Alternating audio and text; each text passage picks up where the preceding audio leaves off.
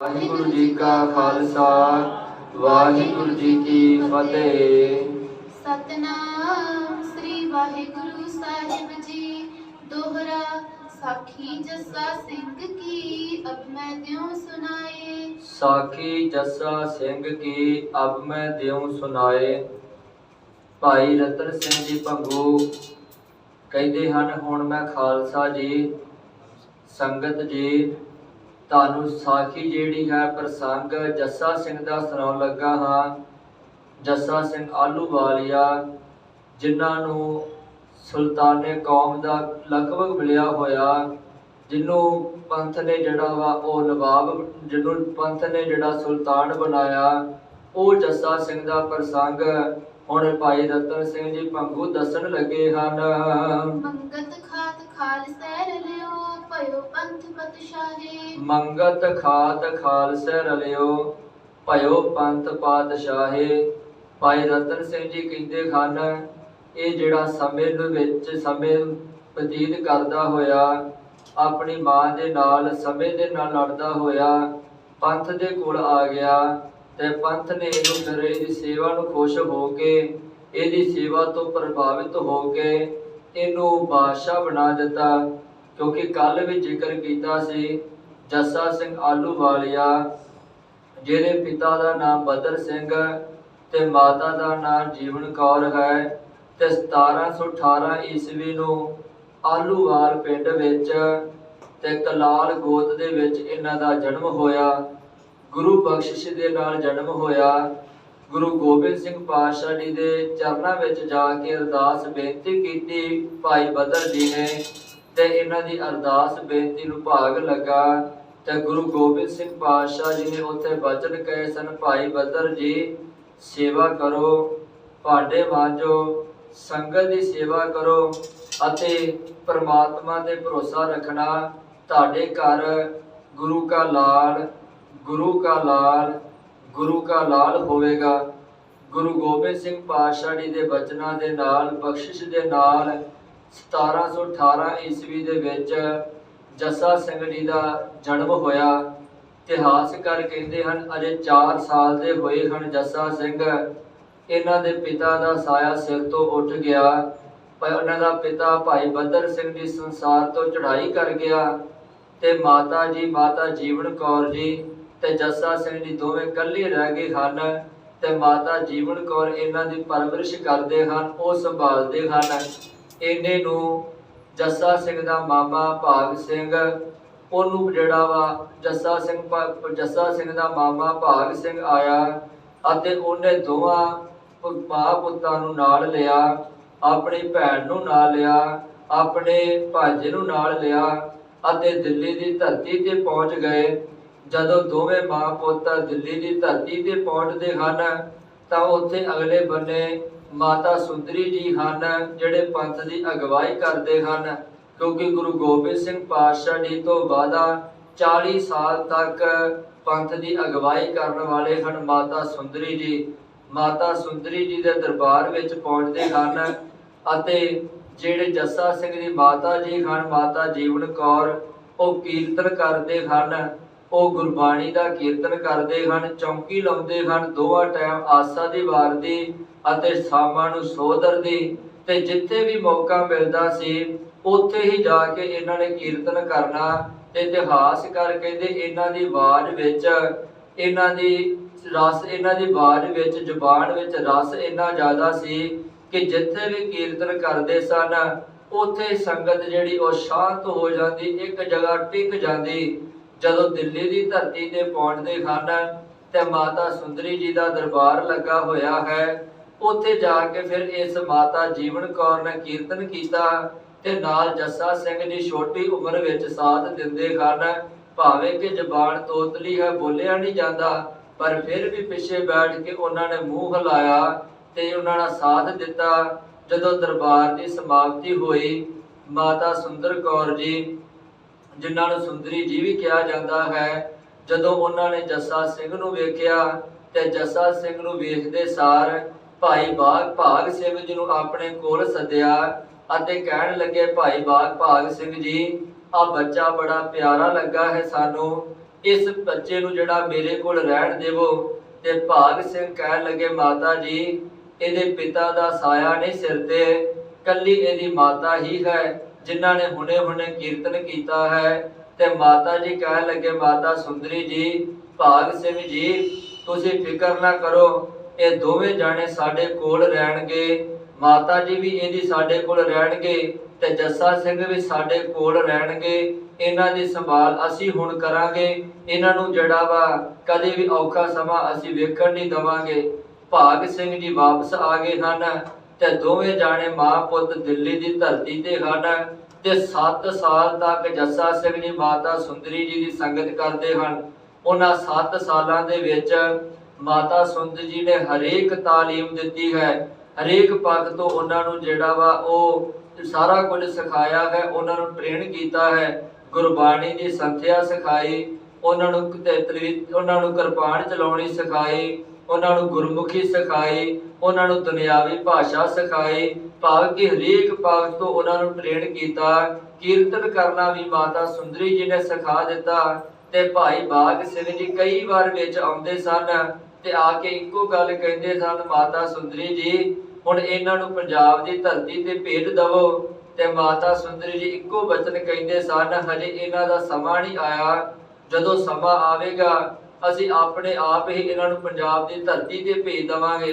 ਭਾਵ ਕਿ ਲਗਾਤਾਰ 7 ਸਾਲ ਮਾਤਾ ਸੁੰਦਰੀ ਜੀ ਦੀ ਸੰਗਤ ਵਿੱਚ ਰਹਿ ਕੇ ਜੱਸਾ ਸਿੰਘ ਨੇ ਜਿਹੜੀ ਤਾਲੀਮ ਨੂੰ ਹਾਸਲ ਕੀਤਾ ਅਤੇ ਉਹਨਾਂ ਦਿਨਾਂ ਦੇ ਵਿੱਚ ਸਿਰਫ ਇੱਕੋ ਇੱਕ ਜਥੇਦਾਰ ਹੈ, ਇੱਕੋ ਇੱਕ ਸਾਡਾ ਆਗੂ ਹੈ ਜਾਂ ਸਾਡਾ ਬਾਦਸ਼ਾਹ ਹੈ ਜਿਹੜਾ ਉਹਨਾਂ ਦਿਨਾਂ ਵਿੱਚ ਪੜਿਆ ਹੋਇਆ ਸੀ। ਬਾਕੀ ਜਿੰਨੇ ਦੇਵੀ ਸਿੰਘ ਸਨ ਉਹ ਸਾਰੇ ਦੇ ਸਾਰੇ ਅਨਪੜ੍ਹ ਸਨ। ਉਹਨਾਂ ਨੇ ਨਾ ਦੁਨਿਆਵੀ ਪੜ੍ਹਾਈ ਲਈ ਹੋਈ ਸੀ ਤੇ ਨਾ ਹੀ ਜਿਹੜਾ ਵਾ ਉਹ ਦੁਨਿਆਵੀ ਪੜ੍ਹਾਈ ਨੂੰ ਸਮਝਦੇ ਸਨ। ਭਾਵ ਕਿ ਉਹਨਾਂ ਨੂੰ ਦੁਨਿਆਵੀ ਪੜ੍ਹਾਈ ਦੇ ਬਾਰੇ ਕੋਈ ਵੀ ਗਿਆਨ ਨਹੀਂ ਸੀ। ਹਾਂ, ਅੰਦਰ ਦੇ ਪੱਖ ਤੋਂ ਉਹ ਜਾਗਰੂਕ ਸਨ। ਉਹਨਾਂ ਨੇ ਪਰਮਾਰਥ ਦੀ ਪੜ੍ਹਾਈ ਜ਼ਰੂਰ ਕੀਤੀ ਹੋਈ ਸੀ। ਉਹਨਾਂ ਨੇ ਗੁਰਬਾਣੀ ਨੂੰ ਇੰਨਾ ਜ਼ਿਆਦਾ ਜੀਆ ਹੋਇਆ ਸੀ ਤੇ ਗੁਰਬਾਣੀ ਉਹਨਾਂ ਦੇ ਹੱਡਾਂ ਦੇ ਵਿੱਚ, ਉਹਨਾਂ ਦੇ ਰੋਮ ਰੋਮ ਵਿੱਚ ਰਚੀ ਹੋਈ ਸੀ।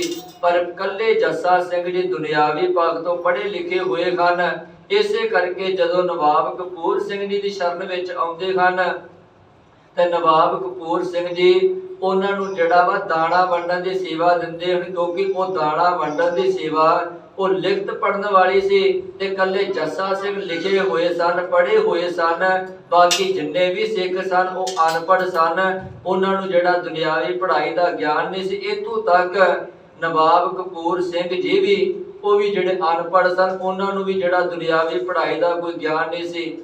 ਮਾਤਾ ਸੁੰਦਰੀ ਜੀ ਦੇ ਕੋਲ ਰਹਿੰਦੇ ਹਨ, 7 ਸਾਲ ਬਤੀਤ ਕਰਦੇ ਹਨ ਤੇ ਭਾਈ ਭਾਗ ਸਿੰਘ ਜੀ ਅੱਜ ਆਏ ਹਨ 7 ਸਾਲ ਪਿੱਛੋਂ। ਫੇਰ ਕਹਿਣ ਲੱਗੇ ਮਾਤਾ ਜੀ ਹੁਣ ਇਹਨਾਂ ਨੂੰ ਪੰਜਾਬ ਦੀ ਧਰਤੀ ਤੇ ਭੇਜ ਦਵੋ, ਮਾਝੇ ਇਲਾਕੇ ਦੇ ਵਿੱਚ ਭੇਜ ਦਵੋ। ਤੇ ਮਾਤਾ ਸੁੰਦਰੀ ਜੀ ਕਹਿੰਦੇ ਹਾਂ ਭਾਗ ਸਿੰਘ ਜੀ ਹੁਣ ਸਮਾਂ ਆ ਗਿਆ ਹੈ ਇਹਨਾਂ ਨੂੰ ਪੰਜਾਬ ਦੀ ਧਰਤੀ ਤੇ ਭੇਜਣ ਦਾ। ਤੇ ਮਾਤਾ ਜੀ ਤੋਰਨ ਤੋਂ ਪਹਿਲਾਂ ਕੁਝ ਬਖਸ਼ਿਸ਼ਾਂ ਕਰਦੇ ਹਨ ਜੱਸਾ ਸਿੰਘ ਜੀ ਦੇ ਉੱਤੇ। ਤੇ ਜਿਹੜੇ ਇਤਿਹਾਸਕਾਰ ਹਨ ਉਹਨਾਂ ਨੇ ਲਿਖਿਆ ਹੋਇਆ ਹੈ ਕਿ ਮਾਤਾ ਜੀ ਨੇ ਉਸ ਵਕਤ ਇੱਕ ਪੋਸ਼ਾਕ ਬਣਾਈ ਰਾਜਿਆਂ ਵਾਲੀ ਜਿਹੜੀ ਬਹੁਤ ਜ਼ਿਆਦਾ ਕੀਮਤੀ ਸੀ। ਇਸ ਤੋਂ ਇਲਾਵਾ ਤੀਰ ਕਮਾਨ ਦਿੱਤਾ, ਭੱਥਾ ਦਿੱਤਾ ਤੀਰਾਂ ਦਾ, ਇੱਕ ਤਲਵਾਰ ਦਿੱਤੀ, ਇੱਕ ਚੋਬ ਦਿੱਤਾ, ਇੱਕ ਗੁਰਜ ਦਿੱਤਾ। ਸਤਿਗੁਰੂ ਜੀ ਭਾਈ ਮਾਤਾ ਸੁੰਦਰੀ ਜੀ ਨੇ ਇਹ ਬਖਸ਼ਿਸ਼ਾਂ ਦੇ ਕੇ ਇਹ ਬਚਨ ਕਹੇ ਕਿ ਇਹ ਪੰਥ ਦਾ ਬਾਦਸ਼ਾਹ ਹੈ। ਗੁਰੂ ਗੋਬਿੰਦ ਸਿੰਘ ਪਾਤਸ਼ਾਹ ਜੀ ਦੇ ਬਚਨ ਸਨ ਗੁਰੂ ਕਾ ਲਾਲ ਹੈ। ਤੇ ਮਾਤਾ ਸੁੰਦਰੀ ਜੀ ਕਹਿੰਦੇ ਹਨ ਇਹ ਪੰਥ ਦਾ ਬਾਦਸ਼ਾਹ ਹੈ। ਤੇ ਜਦੋਂ ਨਵਾਬ ਕਪੂਰ ਸਿੰਘ ਜੀ ਦੀ ਸ਼ਰਨ ਵਿੱਚ ਆਉਂਦੇ ਹਨ ਤੇ ਨਵਾਬ ਕਪੂਰ ਸਿੰਘ ਜੀ ਕਹਿੰਦੇ ਖੱਪਾ ਜੱਸਾ ਸਿੰਘ ਤੂੰ ਇਹਨਾਂ ਸਿੱਖਾਂ ਦੀ ਸੇਵਾ ਕਰਿਆ ਕਰ, ਕਿਉਂਕਿ ਹੋ ਸਕਦਾ ਆਉਣ ਵਾਲੇ ਸਮੇਂ ਵਿੱਚ ਤੈਨੂੰ ਇਹ ਸੁਲਤਾਨ ਬਣਾ ਕੇ ਰੱਖ ਦੇਣ, ਤੈਨੂੰ ਬਾਦਸ਼ਾਹ ਬਣਾ ਸਕਦੇ ਹਨ।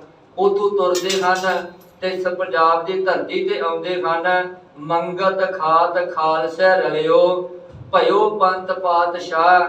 ਜਦੋਂ ਇਹਨਾਂ ਨੂੰ ਪਤਾ ਲੱਗਾ ਪੰਜਾਬ ਦੀ ਧਰਤੀ ਤੇ ਆ ਕੇ ਕਿ ਖਾਲਸਾ ਜਿਹੜਾ ਅੰਮ੍ਰਿਤਸਰ ਦੀ ਧਰਤੀ ਤੇ ਟਿਕਿਆ ਹੋਇਆ ਹੈ ਤੇ ਪੰਥ ਦੀ ਅਗਵਾਈ ਨਵਾਬ ਕਪੂਰ ਸਿੰਘ ਤੇ ਭਾਈ ਦਰਬਾਰਾ ਸਿੰਘ ਜੀ ਕਰ ਰਹੇ ਹਨ, ਤਾਂ ਇਹਨਾਂ ਦੀ ਮਾਤਾ ਜੀ ਭਾਗ ਸਿੰਘ ਜੀ ਦੇ ਨਾਲ ਅੰਮ੍ਰਿਤਸਰ ਦੀ ਧਰਤੀ ਤੇ ਪਹੁੰਚਦੇ ਹਨ। ਇੱਥੇ ਆ ਕੇ ਵੀ ਮਾਤਾ ਜੀ ਕੀਰਤਨ ਕਰਦੇ ਹਨ, ਚੌਕੀ ਲਾਉਂਦੇ ਹਨ ਆਸਾ ਦੀ ਵਾਰ ਦੀ ਸ਼ਾਮ ਦੀ। ਤੇ ਨਵਾਬ ਕਪੂਰ ਸਿੰਘ ਜੀ ਇੰਨਾ ਜ਼ਿਆਦਾ ਪ੍ਰਸੰਨ ਹੁੰਦੇ ਹਨ। ਜਦੋਂ ਦਰਬਾਰ ਦੀ ਸਮਾਪਤੀ ਹੋਈ ਤਾਂ ਨਵਾਬ ਕਪੂਰ ਸਿੰਘ ਜੀ ਨੇ ਦੋਵਾਂ ਮਾਂ ਪੁੱਤਾਂ ਨੂੰ ਕੋਲ ਬੁਲਾਇਆ ਅਤੇ ਇੱਕੋ ਬਚਨ ਕਿਹਾ। ਨਵਾਬ ਕਪੂਰ ਸਿੰਘ ਜੀ ਨੇ ਕਹਿਣ ਲੱਗੇ ਕਿ ਤੁਸੀਂ ਆ ਬੱਚਾ ਕਿਸ ਲਈ ਪਾਲ ਰਹੇ ਜੇ, ਕਿਹਦੇ ਕਰਕੇ ਇਸ ਬੱਚੇ ਦੀ ਤੁਸੀਂ ਪਰਵਰਿਸ਼ ਕਰ ਰਹੇ ਜੇ। ਤੇ ਮਾਤਾ ਜੂਣੀ ਜੀ ਦਾ ਉੱਤਰ ਸੀ ਕਿ ਮੈਂ ਇਹਨੂੰ ਪੰਥ ਦੇ ਲਈ ਪਾਲ ਰਹੀ ਹਾਂ। ਤੇ ਨਵਾਬ ਕਪੂਰ ਸਿੰਘ ਜੀ ਕਹਿਣ ਲੱਗੇ ਜੇ ਪੰਥ ਲਈ ਪਾਲ ਰਹੇ ਜੇ ਤਾਂ ਫਿਰ ਪੰਥ ਤੁਹਾਡੇ ਕੋਲ ਇਸ ਬੱਚੇ ਦੀ ਮੰਗ ਕਰਦਾ ਹੈ, ਇਹਨੂੰ ਜਿਹੜਾ ਪੰਥ ਦੀ ਝੋਲੀ ਵਿੱਚ ਪਾ ਦਿੱਤਾ ਜਾਵੇ। ਉਸ ਵਕਤ ਜੱਸਾ ਸਿੰਘ ਜੀ ਨਵਾਬ ਕਪੂਰ ਸਿੰਘ ਜੀ ਦੀ ਸ਼ਰਨ ਵਿੱਚ ਆ ਗਏ ਹਨ। ਨਵਾਬ ਕਪੂਰ ਸਿੰਘ ਜੀ ਦੇ ਕੋਲ ਰਹਿੰਦੇ ਹਨ ਤੇ ਨਵਾਬ ਕਪੂਰ ਸਿੰਘ ਨੇ ਉਹਨਾਂ ਨੂੰ ਦਾਣਾ ਵੰਡਣ ਦੀ ਸੇਵਾ ਦਿੱਤੀ ਹੈ। 12,000 ਘੋੜਿਆਂ ਦਾ ਉਹ ਦਾਣਾ ਵੰਡਦੇ ਹਨ ਅਤੇ ਦਾਣਾ ਵੰਡਦਿਆਂ ਹੋਇਆਂ ਇਹਨਾਂ ਨੂੰ ਜਿਹੜਾ ਸਿੱਖ ਹਨ ਮਜ਼ਾਕ ਬਹੁਤ ਜ਼ਿਆਦਾ ਕਰਦੇ ਹਨ, ਕਿਉਂਕਿ ਦਿੱਲੀ ਦੀ ਧਰਤੀ ਰਹਿਣ ਕਰਕੇ ਇਹਨਾਂ ਦੀ ਭਾਸ਼ਾ ਦੇ ਵਿੱਚ ਮਿਲਾਵਟ ਹੋ ਗਈ। ਫਾਰਸੀ ਦੇ ਉਰਦੂ ਦੇ ਬਚਨ ਜਿਹੜੇ ਉਹ ਵਿੱਚ ਰਲ ਜਾਣੇ ਤੇ ਸਿੱਖ ਇਹਨਾਂ ਨੂੰ ਜਿਹੜਾ ਮਖੌਲ ਦੇ ਨਾਲ ਹਮਕੋ ਸਿੰਘ ਤੇ ਤੁਮਕੋ ਸਿੰਘ ਕਹਿਣ ਲੱਗ ਕੇ ਬੁਲਾਉਣ ਲੱਗ ਪਏ। ਇਹਨੂੰ ਆ ਕੇ ਨਾਲੇ ਚਪੇੜ ਮਾਰ ਦੇਣੀ, ਨਾਲੇ ਇਹਨੂੰ ਧੱਫਾ ਮਾਰ ਦੇਣਾ, ਨਾਲੇ ਇਹਨੂੰ ਚੁੰਡੀ ਵੜ ਦੇਣੀ, ਕਿਉਂਕਿ ਸਭ ਤੋਂ ਛੋਟਾ ਸੀ। ਭਾਵੇਂ ਕਿ ਘੋੜਿਆਂ ਦੀ ਸੇਵਾ ਕਰਦਾ ਸੀ ਤੇ ਸਿੱਖ ਮਜ਼ਾਕ ਦੇ ਨਾਲ ਇਹਨੂੰ ਜਿਹੜਾ ਵਾ ਪਿਆਰ ਵੀ ਬੜਾ ਕਰਦੇ ਸਨ। ਤੇ ਪਿਆਰ ਵਿੱਚ ਆ ਕੇ ਕਹਿਣਾ ਹਮਕੋ ਸਿੰਘ ਤੁਮਕੋ ਸਿੰਘ। ਤੇ ਇੱਕ ਦਿਨ ਇੰਨਾ ਜ਼ਿਆਦਾ ਇਹਨਾਂ ਸਿੱਖਾਂ ਨੇ ਇਹਨੂੰ ਚੜਾ ਦਿੱਤਾ, ਇਹ ਰੋਣ ਲੱਗ ਪਿਆ ਤੇ ਰੋਂਦਾ ਹੋਇਆ ਜਿਹੜੇ ਬਰਤਨ ਦੇ ਨਾਲ ਦਾਣੇ ਵੰਡਦਾ ਸੀ ਉਹ ਬਰਤਨ ਹੱਥ ਵਿੱਚ ਫੜਿਆ ਤੇ ਲਿਆ ਕੇ ਨਵਾਬ ਕਪੂਰ ਸਿੰਘ ਜੀ ਦੇ ਪੈਰਾਂ 'ਚ ਰੱਖ ਕੇ ਕਹਿਣ ਲੱਗਾ, ਨਵਾਬ ਜੀ ਆ ਤੁਹਾਡਾ ਭਾਂਡਾ, ਉਹ ਤੁਹਾਡੇ ਘੋੜੇ ਤੇ ਉਹ ਸਿੱਖ। ਅੱਜ ਤੋਂ ਬਾਅਦ ਮੈਂ ਇਹਨਾਂ ਸਿੱਖਾਂ ਦੀ ਸੇਵਾ ਨਹੀਂ ਕਰਾਂਗਾ, ਮੈਂ ਇਹਨਾਂ ਸਿੱਖਾਂ ਦੀ ਸੇਵਾ ਨਹੀਂ ਕਰ ਸਕਦਾ। ਤੇ ਨਵਾਬ ਜੀ ਕਹਿਣ ਲੱਗੇ ਕਾਰਨ ਕੀ ਹੈ, ਕੀ ਗੱਲ ਹੋ ਗਈ ਜਿਹਦੇ ਕਰਕੇ ਤੁਸੀਂ ਇਹਨਾਂ ਸਿੱਖਾਂ ਦੀ ਸੇਵਾ ਨਹੀਂ ਕਰਨੀ ਚਾਹੁੰਦੇ। ਤਾਂ ਜੱਸਾ ਸਿੰਘ ਕਹਿਣ ਲੱਗੇ ਨਵਾਬ ਜੀ ਕਾਰਨ ਇਹ ਹੈ ਕਿ ਇਹ ਸਾਰੇ ਦੇ ਸਾਰੇ ਸਿੱਖ ਮੈਨੂੰ ਚੜਾਉਂਦੇ ਹਨ, ਮੈਨੂੰ ਆ ਕੇ ਹਮਕੋ ਤੁਮਕੋ ਕਹਿੰਦੇ ਹਨ, ਜਿਹਦੇ ਕਰਕੇ ਮੈਨੂੰ ਗੁੱਸਾ ਚੜਦਾ ਹੈ। ਇਸ ਕਰਕੇ ਮੈਂ ਹੁਣ ਇਹਨਾਂ ਦੀ ਸੇਵਾ ਨਹੀਂ ਕਰ ਸਕਦਾ। ਤੇ ਨਵਾਬ ਕਪੂਰ ਸਿੰਘ ਨੇ ਜੱਸਾ ਸਿੰਘ ਨੂੰ ਆਪਣਾ ਪੁੱਤਰ ਬਣਾਇਆ ਹੋਇਆ ਸੀ ਤੇ ਜੱਸਾ ਸਿੰਘ ਨੂੰ ਆਪਣੀ ਗੋਦ ਦੇ ਵਿੱਚ ਬਿਠਾਇਆ। ਤੇ ਨਵਾਬ ਕਹਿਣ ਲੱਗੇ ਜੱਸਾ ਸਿੰਘ ਪੁੱਤਰ ਜੀ ਮੇਰੇ ਕੋਲ ਆਓ, ਤੁਹਾਨੂੰ ਮੈਂ ਇੱਕ ਗੱਲ ਦੱਸਾਂ। ਇਹਨਾਂ ਸਿੱਖਾਂ ਦੀਆਂ ਗੱਲਾਂ ਦਾ ਗੁੱਸਾ ਨਹੀਂ ਕਰੀਦਾ ਹੁੰਦਾ। ਇਹ ਸਿੱਖ ਖਾਲਸਾ ਹੈ, ਗੁਰੂ ਦਾ ਖਾਲਸਾ ਹੈ ਤੇ ਗੁਰੂ ਦਾ ਖਾਲਸੇ ਦੇ ਬਚਨਾਂ ਦਾ ਕਦੀ ਗੁੱਸਾ ਨਹੀਂ ਕਰੀਦਾ। ਕਿ ਨਵਾਬ ਕਹਿਣ ਲੱਗੇ ਜੱਸਾ ਸਿੰਘ ਤੂੰ ਪੜ੍ਹਿਆ ਲਿਖਿਆ ਵਾ, ਤੈਨੂੰ ਸਮਝ ਹੈ ਦੁਨਿਆਵੀ ਤੌਰ ਤੇ ਪੜ੍ਹਾਈ ਦੀ, ਤੈਨੂੰ ਅੰਦਰ ਦੀ ਵੀ ਸਮਝ ਹੈ, ਤੈਨੂੰ ਪਰਮਾਰਥ ਦਾ ਵੀ ਗਿਆਨ ਹੈ। ਪਰ ਮੇਰੇ ਵੱਲ ਵੇਖ, ਮੈਂ ਚਿੱਟਾ ਅਨਪੜ੍ਹ ਹਾਂ, ਕੋਰਾ ਅਨਪੜ੍ਹ ਹਾਂ, ਮੈਨੂੰ ਕੋਈ ਪਤਾ ਨਹੀਂ ਦੁਨਿਆਵੀ ਪੜ੍ਹਾਈ ਦਾ ਕੀ ਚੀਜ਼ ਹੈ, ਕਿੱਥੋਂ ਸ਼ੁਰੂ ਹੁੰਦੀ ਹੈ, ਕੀ ਇਹਦਾ ਮਕਸਦ ਹੈ। ਪਰ ਮੈਂ ਇਹਨਾਂ ਸਿੱਖਾਂ ਦੀ ਸੇਵਾ ਕਰਦਾ ਸਾਂ, ਮੈਨੂੰ ਅਨਪੜ੍ਹ ਨੂੰ ਇਹਨਾਂ ਨੇ ਨਵਾਬ ਬਣਾ ਕੇ ਰੱਖ ਦਿੱਤਾ ਤੇ ਤੂੰ ਤੇ ਪੜ੍ਹਿਆ ਲਿਖਿਆ ਹੋਇਆ ਵਾ। ਤੇ ਜੇ ਕਿਤੇ ਇਹਨਾਂ ਦੀ ਸੇਵਾ ਕਰੀ ਗਿਆ ਤੇ ਇਹਨਾਂ ਨੇ ਹੋ ਸਕਦਾ ਤੈਨੂੰ ਜਿਹੜਾ ਬਾਦਸ਼ਾਹ ਹੀ ਬਣਾ ਦੇਣ, ਉਹ ਤੈਨੂੰ ਉੱਥੇ ਬਾਦਸ਼ਾਹ ਵੀ ਬਣਾ ਸਕਦੇ ਹਨ। ਇਸ ਕਰਕੇ ਇਹਨਾਂ ਦੀ ਗੱਲਾਂ ਦਾ ਗੁੱਸਾ ਨਹੀਂ ਕਰੀਦਾ ਹੁੰਦਾ। ਤੇ ਜੱਸਾ ਸਿੰਘ ਨੇ ਉਹਨਾਂ ਗੱਲਾਂ ਨੂੰ ਆਪਣੇ ਘਰ ਦੇ ਵਿੱਚ ਟਿਕਾਇਆ, ਘਰ ਤੋਂ ਬਾਅਦ ਮਨ ਦੇ ਵਿੱਚ ਟਿਕਾ ਲਿਆ, ਹਿਰਦੇ ਵਿੱਚ ਟਿਕਾ ਲਿਆ। ਫਿਰ ਸਿੱਖ ਮਖੌਲ ਵੀ ਕਰਦੇ ਹਨ, ਉਸ ਮਖੌਲ ਨੂੰ ਵੀ ਸਹਾਰਦੇ ਹਨ ਤੇ ਇਹਨਾਂ ਦੀ ਸੇਵਾ ਨੂੰ ਭਾਗ ਲੱਗਾ। ਬਾਦਸ਼ਾਹ ਬਣਾ ਦਿੱਤਾ ਪੰਥ ਨੇ ਕਿ ਅੱਜ ਤੋਂ ਬਾਅਦ ਇਹ ਸਾਡਾ ਬਾਦਸ਼ਾਹ ਸੁਲਤਾਨ ਕੌਮ ਹੈ, ਇਹ ਜਿਹੜਾ ਸਾਡੇ ਦੁਨੀਆ ਦੇ ਸਿੱਖਾਂ ਦਾ ਬਾਦਸ਼ਾਹ ਹੈ। ਮੰਗਤ ਖਾਤ ਖਾਲਸੇ ਰਲਿਓ ਭਇਓ ਪੰਥ ਪਾਤਸ਼ਾਹ। ਮੰਗਦਾ ਹੋਇਆ ਇਹ ਖਾਲਸੇ ਦੀ ਸ਼ਰਨ ਵਿੱਚ ਆ ਗਿਆ, ਸਮੇਂ ਨੂੰ ਕੱਟਦਿਆ ਹੋਇਆ ਤੇ ਇਹਦੀ ਸੇਵਾ ਨੂੰ ਭਾਗ ਲੱਗਾ ਤੇ ਪੰਥ ਨੇ ਇਹਨੂੰ ਨਵਾਬ ਬਣਾ ਦਿੱਤਾ, ਪਾਤਸ਼ਾਹ ਬਣਾ ਦਿੱਤਾ। ਆਲੂ ਵਾਲੀਏ ਇੱਕ ਕੌਮ ਕਹਾਵੈ, ਆਲੂ ਵਾਲੀਏ ਇੱਕ ਕੌਮ ਕਹਾਵੈ। ਆਲੂ ਵਾਲ ਇੱਕ ਪਿੰਡ ਹੈ ਅਤੇ ਕਲਾਲ ਇੱਕ ਜਿਹੜੀ ਕੌਮ ਹੈ, ਉਸ ਪਿੰਡ ਦੇ ਵਿੱਚ ਕਲਾਲ ਕੌਮ ਦੇ ਘਰ ਦੇ ਵਿੱਚ ਇਹਦਾ ਜਨਮ ਹੋਇਆ ਹੈ। ਲਾਹੌਰ ਕਸੂਰ ਹੈ ਮੱਧ ਵਸਾਵੇ, ਲਾਹੌਰ ਕਸੂਰ ਹੈ ਮੱਧ ਵਸਾਵੇ। ਲਾਹੌਰ ਤੇ ਕਸੂਰ ਜਿਹੜੇ ਅੱਜ ਕੱਲ ਪਾਕਿਸਤਾਨ ਵਿੱਚ ਹਨ, ਇਹਨਾਂ ਇਲਾਕਿਆਂ ਦੇ ਵਿਚਕਾਰ ਇਹ ਪਿੰਡ ਆਉਂਦਾ ਹੈ ਆਲੂਵਾਲ। ਉਸ ਪਿੰਡ ਦੇ ਵਿੱਚ ਇਹਦਾ ਜਨਮ ਹੋਇਆ ਹੈ। ਤੁਹਾਂ ਤੋਂ ਇੱਕ ਉਹਾਂ ਤੋਂ ਇੱਕ ਗਰੀਬ ਕਲਾਲ, ਉਸ ਪਿੰਡ ਦੇ ਵਿੱਚ ਇੱਕ ਗਰੀਬ ਕਲਾਲ ਰਹਿੰਦਾ ਸੀ। ਸਿੱਖ ਸੀ, ਗੁਰੂ ਦਾ ਸਿੱਖ ਸੀ, ਸਿੱਖੀ ਵਿੱਚ ਵਿਸ਼ਵਾਸ ਰੱਖਦਾ ਸੀ, ਪਰ ਦੁਨਿਆਵੀ ਪੱਖ ਤੋਂ ਬੜਾ ਗਰੀਬ ਸੀ। ਉਦੋ ਸਿੰਘ ਥੋ ਵਹਿ ਗੁਰ ਲਾਲ। ਉਦੋ ਸਿੰਘ ਤੋਂ ਵਹਿ ਗੁਰ ਲਾਲ, ਉਹ ਭਾਈ ਦੇਵਾ ਸਿੰਘ ਦਾ ਪੁੱਤਰ ਬਦਰ ਸਿੰਘ, ਬਦਰ ਸਿੰਘ ਦੇ ਘਰ ਦੇ ਵਿੱਚ ਜੱਸਾ ਸਿੰਘ ਦਾ ਜਨਮ ਹੋਇਆ, ਤੇ ਜਿਹਦੇ ਬਚਨ ਕਰਕੇ ਗੁਰੂ ਸਾਹਿਬ ਨੇ ਗੁਰੂ ਕਾ ਲਾਲ ਕਿਹਾ। ਤੇ ਭਾਈ ਰਤਨ ਸਿੰਘ ਜੀ ਕਹਿੰਦੇ ਹਨ, ਉਦੋ ਸਿੰਘ ਤੋਂ ਵਹਿ ਗੁਰ ਲਾਲ, ਇਹ ਜੱਸਾ ਸਿੰਘ ਗਰੀਬ ਘਰ ਦੇ ਵਿੱਚ ਜਨਮ ਹੋਇਆ ਇਹਦਾ, ਤੇ ਗੁਰੂ ਕਾ ਲਾਲ ਹੈ, ਗੁਰੂ ਦਾ ਸਿੰਘ ਸਜਿਆ ਹੈ। ਸੋ ਮਰ ਗਇਓ ਰਹਿਓ ਸੁਤ ਔ ਨਾਰ। ਸੋ ਮਰ ਗਇਓ ਰਹਿਓ ਸੁਤ ਔਰ ਨਾਰ। 4 ਸਾਲ ਦੀ ਉਮਰ ਹੋਈ ਹੈ ਤੇ ਇਹਦਾ ਪਿਤਾ ਭਾਈ ਬਿੱਦਰ ਸਿੰਘ ਚੜ੍ਹਾਈ ਕਰ ਗਏ, ਅਤੇ ਇਹਦੀ ਮਾਤਾ ਜੀ ਅਤੇ ਇਹ ਪਿੱਛੇ ਰਹਿ ਗਏ ਹਨ। ਦੋ ਦੋਵਨ ਕੋ ਅਤ ਸਹਿ ਪਿਆਰ। ਪੁੱਤੋ ਦੋਵਨ ਕੋ ਅਤ ਸਹਿ ਪਿਆਰ, ਪਰ ਦੋਵਾਂ ਮਾਂ ਪੁੱਤਾਂ ਦੇ ਵਿੱਚ ਪਿਆਰ ਬਹੁਤ ਜ਼ਿਆਦਾ ਹੈ। ਬੁੱਧੀ ਸਿੰਘਨ ਕੀ ਬੇਟੀ ਸੋਏ। ਬੁੱਧੀ ਸਿੰਘਨ ਕੀ ਬੇਟੀ ਸੋਏ। ਭਾਈ ਰਤਨ ਸਿੰਘ ਜੀ ਕਹਿੰਦੇ ਹਨ, ਜੱਸਾ ਸਿੰਘ ਦੀ ਮਾਤਾ ਜੀਵਨ ਕੌਰ ਜੀ, ਇਹਦਾ ਜਿਹੜਾ ਪਿਛੋਕੜ ਹੈ ਇਹ ਵੀ ਸਿੱਖ ਪਰਿਵਾਰ ਦੇ ਨਾਲ ਜੁੜਿਆ ਹੋਇਆ ਹੈ। ਇਹਦੇ ਪਿਤਾ ਜੀ ਵੀ ਜਿਹੜੇ ਸਿੱਖ ਸਨ, ਤੇ ਇਹਦਾ ਜਨਮ ਵੀ ਜਿਹੜਾ ਸਿੱਖ ਪਰਿਵਾਰ ਦੇ ਵਿੱਚ ਹੋਇਆ ਸੀ। ਪਿਤਾ ਪੜਾਈ ਅਛਰ ਤੋਏ। ਪਿਤਾ ਪੜਾਈ ਅਛਰ ਤੋਏ, ਤੇ ਮਾਤਾ ਜੀਵਨ ਕੌਰ ਦੀ ਪਿਤਾ ਜੀ ਨੇ ਇਹਨਾਂ ਨੂੰ ਜਿਹੜਾ ਵਾ ਅਸ਼ਰਾਂ ਦਾ ਗਿਆਨ ਦਿੱਤਾ, ਗੁਰਮੁਖੀ ਪੜਾਈ, ਹੋਰ ਵੀ ਜਿਹੜੀ ਤਾਲੀਮ ਦਿੱਤੀ, ਭਾਵ ਕਿ ਹਰੇਕ ਪੱਖ ਤੋਂ ਇਹਨਾਂ ਨੂੰ ਪੜਾਈ ਦਿੱਤੀ, ਇਹਨਾਂ ਨੂੰ ਕੀਰਤਨ ਸਿਖਾਇਆ, ਇਹਨਾਂ ਨੂੰ ਗੁਰਬਾਣੀ ਦੇ ਨਾਲ ਜੋੜਿਆ, ਇਹਨਾਂ ਨੂੰ ਸਿੱਖੀ ਦੇ ਨਾਲ ਜੋੜ ਦਿੱਤਾ। ਗੁਰਬਾਣੀ ਤਿਸ ਕੰਠ ਕਨੇਰੀ। ਗੁਰਬਾਣੀ ਤਿਸ ਕੰਠ ਕਨੇਰੀ। ਭਾਈ ਰਤਨ ਸਿੰਘ ਜੀ ਕਹਿੰਦੇ ਹਨ, ਜੱਸਾ ਸਿੰਘ ਦੀ ਮਾਤਾ ਨੂੰ ਬਾਣੀ ਬਹੁਤ ਜ਼ਿਆਦਾ ਕੰਠ ਸੀ, ਕਿਉਂਕਿ ਜਿਹੜਾ ਬੰਦਾ ਬਾਣੀ ਪੜਦਾ ਹੈ ਉਹਨੂੰ ਬਾਣੀ ਕੰਠ ਹੋ ਹੀ ਜਾਂਦੀ ਹੈ, ਤੇ ਜਦੋਂ ਬਾਣੀ ਕੰਠ ਹੋ ਜਾਵੇ ਤਾਂ ਫਿਰ ਉਹ ਤੁਰਦਾ ਫਿਰਦਾ ਵੀ ਬਾਣੀ ਪੜ੍ਹੀ ਜਾਂਦਾ ਹੈ। ਇਸੇ ਨੂੰ ਤੇ ਸਤਿਗੁਰੂ ਜੀ ਨੇ ਬਾਣੀ ਵਿੱਚ ਕਿਹਾ, ਊਠਤ ਬੈਠਤ ਸੋਵਤ ਨਾਮ, ਕਹੋ ਨਾਨਕ ਜਨ ਕੈ ਸਦਕਾਮ। ਊਠਤ ਬੈਠਤ ਸੋਵਤ ਧਿਆਈਐ, ਮਾਰਗ ਚਲਤ ਹਰੇ ਹਰ ਗਾਈਏ।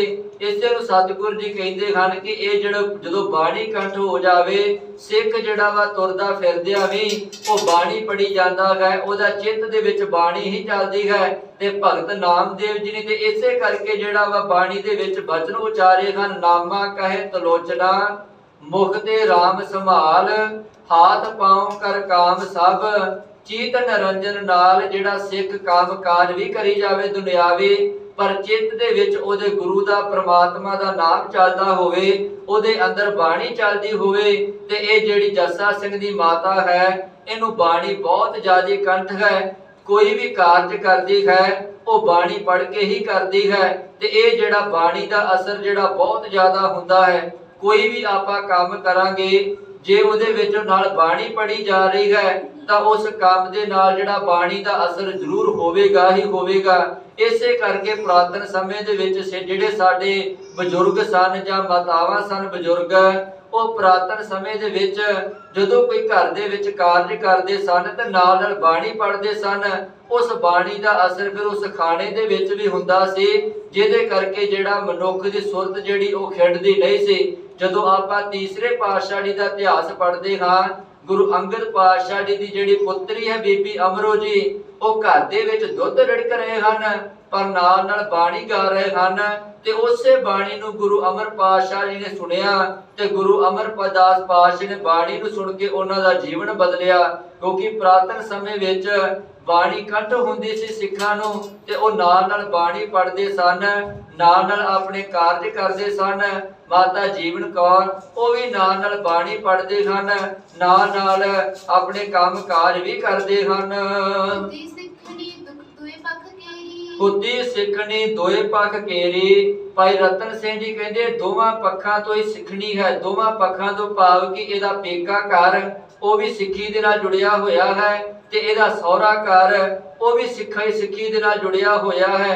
ਪੇਕੇ ਘਰ ਦੇ ਵਿੱਚੋਂ ਵੀ ਇਹਨੂੰ ਸਿੱਖੀ ਦੇ ਨਾਲ ਜੋੜਿਆ ਗਿਆ, ਤੇ ਸਹੁਰੇ ਘਰ ਦੇ ਵਿੱਚ ਆ ਕੇ ਵੀ ਇਹ ਸਿੱਖੀ ਦੇ ਨਾਲ ਜੁੜੀ ਰਹੀ, ਇਹ ਬਾਣੀ ਦੇ ਨਾਲ ਜੁੜੀ ਰਹੀ, ਇਹ ਗੁਰੂ ਘਰ ਦੇ ਨਾਲ ਜੁੜੀ ਰਹੀ, ਜਿਹਦੇ ਕਰਕੇ ਅਸਰ ਇਹ ਹੋਇਆ कि ਇਹਦੇ ਜਿਹੜਾ ਬੱਚਾ ਹੋਇਆ ਗਾ ਜੱਸਾ ਸਿੰਘ ਉਹਨੂੰ ਵੀ ਜਿਹੜਾ ਬਾਣੀ ਦੇ ਨਾਲ ਜੁੜਨ ਦਾ ਮੌਕਾ ਮਿਲ ਗਿਆ, ਕਿਉਂਕਿ ਇਤਿਹਾਸਕਾਰ ਕਹਿੰਦੇ ਹਨ ਅਤੇ ਅੱਜ ਕੱਲ੍ਹ ਸਾਇੰਸ ਵੀ ਕਹਿੰਦੀ ਹੈ ਕਿ ਜਿਹੋ ਜਿਹੇ ਹਾਲਾਤ ਘਰ ਦੇ ਵਿੱਚ ਹੋਣਗੇ ਉਹੋ ਜਿਹੇ ਹਾਲਾਤ ਦੇ ਵਿੱਚ ਬੱਚਾ ਹੋਵੇਗਾ ਤੇ ਉਹੋ ਜਿਹੇ ਹਾਲਾਤ ਵਿੱਚ ਫਿਰ ਜਿਹੜਾ ਬੱਚੇ ਦੇ ਜਿਹੜੇ ਕਰਮ ਹੋਣਗੇ, ਜਿਹੋ ਜਿਹੇ ਹਾਲਾਤ ਵਿੱਚ ਬੱਚੇ ਦਾ ਜਨਮ ਹੋਵੇਗਾ। ਜੇ ਬਾਣੀ ਪੜ੍ਹਨ ਦੇ ਵਿੱਚ ਬੱਚੇ ਦਾ ਜਨਮ ਹੋਵੇਗਾ ਉਹਦੇ ਤੇ ਬਾਣੀ ਦਾ ਅਸਰ ਜ਼ਰੂਰ ਹੋਵੇਗਾ, ਕਿਉਂਕਿ ਸਾਇੰਸ ਕਹਿ ਰਹੀ ਹੈ ਮਾਂ ਜੋ ਕੁਝ ਵੀ ਖਾਵੇਗੀ ਉਹ ਸਾਰਾ ਕੁਝ ਬੱਚੇ ਨੂੰ ਲੱਗੇਗਾ ਤੇ ਜੋ ਕੁਝ ਮਾਂ ਦੇ ਖਿਆਲਾਂ ਵਿੱਚ ਜਾਵੇਗਾ ਆਵੇਗਾ ਉਹ ਕੁਝ ਜਿਹੜਾ ਮਾਂ ਦੇ ਖਿਆਲ ਜਿਹੜੇ ਹਨ ਬੱਚੇ ਦੇ ਖਿਆਲਾਂ ਵਿੱਚ ਜਾਣਗੇ, ਕਿਉਂਕਿ ਜੇ ਬਾਹਰੀ ਤੌਰ ਤੇ ਖਾਦਾ ਹੋਇਆ ਭੋਜਨ ਦਾ ਅਸਰ ਬੱਚੇ ਤੇ ਜਾਂਦਾ ਹੈ ਤੇ ਮਨ ਦੇ ਵਿੱਚ ਕੀਤੇ ਹੋਏ ਵਿਚਾਰ ਵੀ ਜਿਹੜੇ ਅਸਰ ਬੱਚੇ ਤੇ ਹੀ ਕਰਦੇ ਹਨ।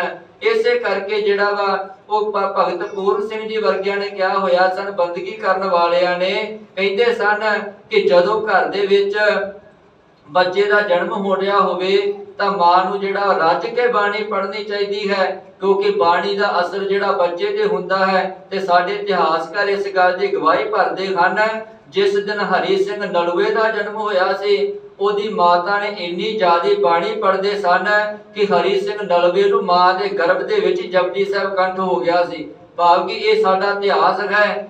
ਜਿਹੜੀ ਤੇ ਹਰੀ ਸਿੰਘ ਨਲੂਆ ਹਨ ਉਹਨਾਂ ਨੂੰ ਮਾਂ ਦੇ ਗਰਭ ਵਿੱਚ ਜਿਹੜਾ ਜਪਜੀ ਸਾਹਿਬ ਦਾ ਪਾਠ ਯਾਦ ਸੀ। ਜਿਹੋ ਜਿਹੇ ਹਾਲਾਤ ਵਿੱਚ ਮਾਂ ਰਹੇਗੀ ਉਹੋ ਜਿਹੇ ਹਾਲਾਤ ਵਿੱਚ ਬੱਚਾ ਜਨਮ ਲਵੇਗਾ ਤੇ ਉਹੋ ਹੀ ਅਸਰ ਜਿਹੜਾ ਬੱਚੇ ਦੇ ਕਬੂਲਿਆ ਜਾਵੇਗਾ, ਬੱਚਾ ਉਹੋ ਜਿਹਾ ਹੀ ਨਿਕਲੇਗਾ। ਤੇ ਜੱਸਾ ਸਿੰਘ ਇਹ ਬਾਣੀ ਦੇ ਅਸਰ ਵਿੱਚ ਜਨਮ ਹੋਇਆ ਹੈ। ਮਾਤਾ ਜੀ ਬਾਣੀ ਪੜ੍ਹਦੇ ਹਨ, ਪਿਤਾ ਜੀ ਵੀ ਬਾਣੀ ਪੜ੍ਹਦੇ ਸਨ। ਘਰ ਦੇ ਵਿੱਚ ਮਾਹੌਲ ਹੀ ਬਾਣੀ ਦਾ ਬਣਿਆ ਹੋਇਆ ਸੀ, ਜਿਸ ਕਰਕੇ ਜੱਸਾ ਸਿੰਘ ਦਾ ਜਨਮ ਜਿਹੜਾ ਗੁਰੂ ਘਰ ਦੇ ਬਖਸ਼ਿਸ਼ ਸਦਕਾ ਸਿੱਖੀ ਦੇ ਵਿੱਚ ਹੋਇਆ, ਗੁਰਬਾਣੀ ਦੇ ਓਟ ਆਸਰੇ ਨਾਲ ਹੋਇਆ ਤੇ ਬਾਣੀ ਦਾ ਇੰਨਾ ਜ਼ਿਆਦਾ ਅਸਰ ਹੋਇਆ, ਉਹਨਾਂ ਦੀ ਬਾਣੀ ਦਾ ਪ੍ਰਭਾਵ ਇੰਨਾ ਜ਼ਿਆਦਾ ਸੀ। ਉਹ ਜਿੱਥੇ ਵੀ ਜਾ ਕੇ ਪ੍ਰਚਾਰ ਕਰਦੇ ਸਨ ਜਾਂ ਬੋਲਦੇ ਸਨ ਉਹਨਾਂ ਦੇ ਬੋਲਾਂ ਦੇ ਵਿੱਚੋਂ ਨਿਕਲੇ ਹੋਏ ਤਰੰਗ ਉਹ ਜਿਹਦੇ ਕੰਨਾਂ ਵਿੱਚ ਪੈਂਦੇ ਸਨ ਉਹ ਕੀਲਿਆ ਜਾਂਦਾ ਸੀ। ਉਹ ਜੱਸਾ ਸਿੰਘ ਦੇ ਬਚਨਾਂ ਨੂੰ ਸੁਣਨ ਤੋਂ ਬਿਨਾਂ ਰਹਿ ਨਹੀਂ ਸੀ ਸਕਦਾ। ਇਹ ਸਾਡਾ ਇਤਿਹਾਸ ਹੈ। ਭਾਈ ਜੱਸਾ ਸਿੰਘ ਜੀ ਆਪਣੀ ਮਾਤਾ ਦੇ ਨਾਲ ਕੀਰਤਨ ਕਰਦੇ ਹਨ ਤੇ ਮਾਤਾ ਜੀਵਨ ਕੌਰ ਜੀ ਉਹ ਪੇਕੇ ਘਰ ਦੇ ਵਿੱਚ ਵੀ ਬਾਣੀ ਪੜ੍ਹਦੇ ਹਨ ਤੇ ਸਹੁਰੇ ਘਰ ਦੇ ਵਿੱਚ ਵੀ ਉਹ ਬਾਣੀ ਦੇ ਨਾਲ ਹੀ ਜੁੜੇ ਰਹੇ। ਅਗਲੇਰੇ ਪ੍ਰਸੰਗ ਨੂੰ ਭਾਈ ਰਤਨ ਸਿੰਘ ਜੀ ਭੰਗੂ ਕਿਵੇਂ ਕਲਮਬੰਦ ਕਰਦੇ ਹਨ ਉਹ ਵਿਚਾਰ ਆਪਾਂ ਕੱਲ ਦੇ ਦੀਵਾਨਾਂ 'ਚ ਕਰਾਂਗੇ। ਇੰਨੀਆਂ ਬੇਨਤੀਆਂ ਪ੍ਰਵਾਨ ਕਰਨੀਆਂ ਗੁਰੂ ਅਤੇ ਸੰਗਤ ਬਖਸ਼ਣਹਾਰ ਹੈ। ਵਾਹਿਗੁਰੂ ਜੀ ਕਾ ਖਾਲਸਾ, ਵਾਹਿਗੁਰੂ ਜੀ ਕੀ ਫਤਿਹ।